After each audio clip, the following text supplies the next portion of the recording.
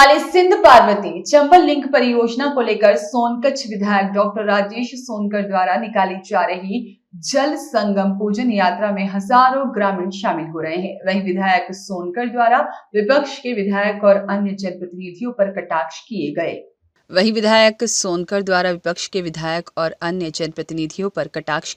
पिछले 15 दिनों से विधानसभा के 118 गांव में पार्वती काली सिंध चंबल जलाभिषेक यात्रा निकल रही है। ये कलश यात्रा हमारे जीवन की खुशियों की कलश यात्रा है। ये कलश यात्रा हमारे जीवन में खुशहाली लाने वाली यात्रा है। उक्त बातें विधायक सोनकर द्वारा इकलेरा माताजी से भूतेश्वर महादेव तक 3 किलोमीटर लंबी निकाली जा रही कलश यात्रा के दौरान कही गई।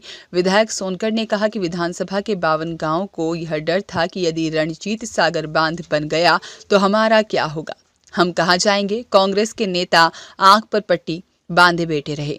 40 साल तक जो इस सोनकच्छ विधानसभा की सेवा करने का दावा करते हैं, लगातार यहां से विधायक, सांसद तथा मंत्री रहे। उन्होंने कभी इस रणजीत सागर बांध को रुकवाने के लिए प्रयास नहीं किया। भारतीय जनता पार्टी की सरकार लोगों को घर देने वाली सरकार है, किसी का घर नहीं छीनेगी। प्रधानमंत्री नरेंद्र मोदी और मुख्यमंत्री डॉक्टर मोहन यादव के प्रयास से आज विधानसभा के सभी गांवों को सिंचाई के लिए पर्याप्त पानी मिलेगा। साथ ही विधानसभा का एक भी गांव या एक भी घर अब बांध में नहीं डूबेगा।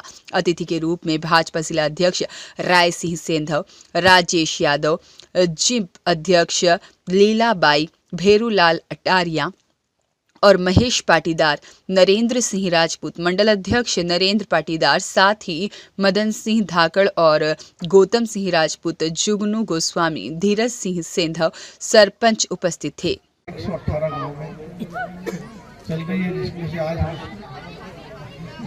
माँ इकलेरा के दर्शन करके माँ से आशीर्वाद लेकर वहाँ से हमारी माता बहनें जल सिर पे कलश रखकर बाबा भूतेश्वर के दरबार तक पहुँचे। और ये जो कलश यात्रा है, ये कलश यात्रा हमारे जीवन की खुशियों की यात्रा है। ये कलश यात्रा हमारे सपनों को पूरा करने वाली कलश यात्रा है। ये कलश यात्रा हमारे जीवन में सुख, समृद्धि और खुशहाली लाने वाली कलश यात्रा है। ये कलश यात्रा हमारे जीवन में जो एक भय था, एक डर था कि अगर रणजीत सागर डैम बन गया तो हमारे जीवन का क्या होगा, हमारे बच्चों के भविष्य का क्या होगा।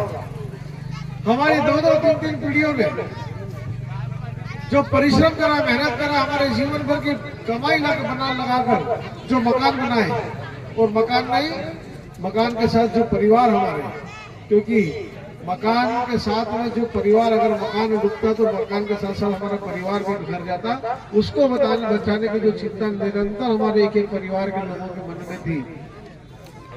लगातार मेरे से फोन पर जब उनकी बात होती थी, जब उनसे मुलाकात होती थी, चुनाव में भी जब मैं उनके पास में आया था, जब ये 52 गाँव हमारे जो रणजीत सागर डैम के कारण डूबने की आशंका जिन पर थी, हर व्यक्ति के मन से बस एक ही बात होती थी कि हमारे 52 गाँवों का क्या होने वाला है।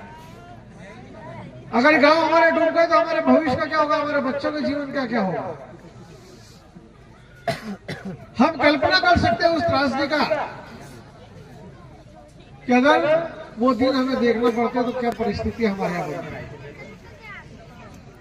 ये हमारे छोटे छोटे बच्चे कहाँ जाते, किसके भरोसे जाते हैं। इसके नेता आग की पट्टी बांधकर बैठे रहे। 40 साल तक इस सोनकच्छ विधानसभा की सेवा करने का जो दावा करते हैं, जो लंबे समय तक विधायक रहे, मंत्री रहे, सांसद रहे इस क्षेत्र से, उन्होंने जब ये योजना बन गई थी तब उस योजना को रोकने का कोई प्रयास नहीं किया। उन्होंने एक दिन भी ये नहीं सोचा कि सोनकच्छ विधानसभा के 52 गांव अगर हमारे डूब गए और जो त्रासदी परिवार के लोगों के मन में, जीवन में आएगी, उसका क्या होगा। क्यों नहीं रणजीत सागर डैम की योजना में परिवर्तन लाने का प्रयास किया जाए। लेकिन दुर्भाग्य की बात, मंत्री रहते हुए भी उन्होंने कभी भी रणजीत सागर डैम की योजना को बदलने का कोई प्रयास नहीं किया। हमेशा आंखों पर पट्टी बांधकर और मुंह पर उंगली रखकर बैठे रहे। लेकिन ये बात मैं बहुत गर्व के साथ बोल सकता हूँ, खुशी के साथ बोल सकता हूँ कि आपके आशीर्वाद से जब भारतीय जनता पार्टी की पुनः सरकार बनी और मध्य प्रदेश में कमलनाथ जी। सौरभ पुरोहित की रिपोर्ट।